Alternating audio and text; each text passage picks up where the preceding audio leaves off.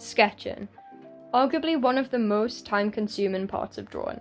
Some love it and some hate it. But what's the best way to get it done? Today I wanted to find out, and I tried the grid method to see if it would make a noticeable difference. So let's just get into it. First of all, I began by sketching 2cm by 2cm boxes across my whole reference photo. Some people choose to use an app to do this, however, me being extra, I just drew it myself. Yeah, in reality, I'm just a boomer and I thought this would be a less complicated way to do it. But I then continued to sketch another grid across my half-completed drawing until the whole page was covered. I soon realised very early on that the boxes should have been smaller to make room for more detail, and if any of you guys are going to try this, definitely use smaller boxes for maximum detail. I thought 2cm would be big enough. I was incorrect.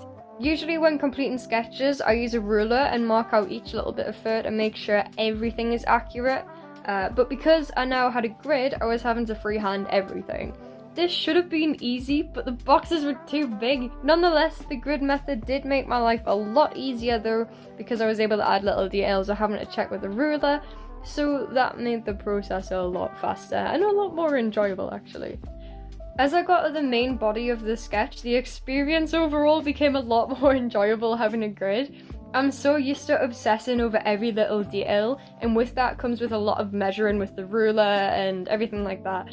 And so I think because I was just able to draw and just do everything freehand, it made everything so much nicer to do. So I think in future I'll definitely start using a grid. I just need to remember to make them boxes a lot smaller so I can actually do things a little bit better.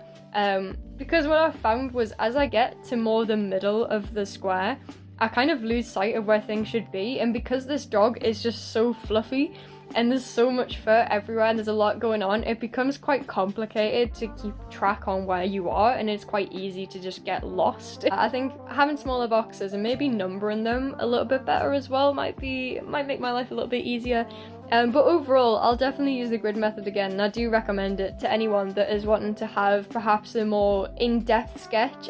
I think although my sketch would have been just as detailed without having the grid method, it did make it a lot nicer to add the detail because I didn't feel as under pressure.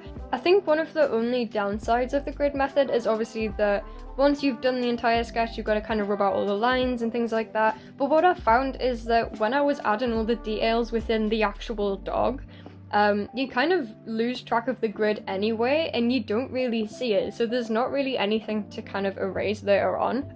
Besides that, the whole outside will need to be rubbed out, and hopefully I didn't do any of the lines too harsh and they won't show up, but that's easily fixed. But I think overall the grid method is kind of a perfect way to draw. I hated it in the beginning, but I definitely enjoyed using it. But yeah, I definitely enjoyed doing this drawing, and this drawing will be coloured and finished for next week, so it's kind of like a little preview of the dog that I'm doing. But yeah, there's going to be 3 dogs just like this. We've already had this dog that I'll show on screen right now. But I appreciate you guys watching as always. I'll see you guys later, or in the stream tomorrow night on Twitch. We're gonna try. Anyway, I'll see you guys later.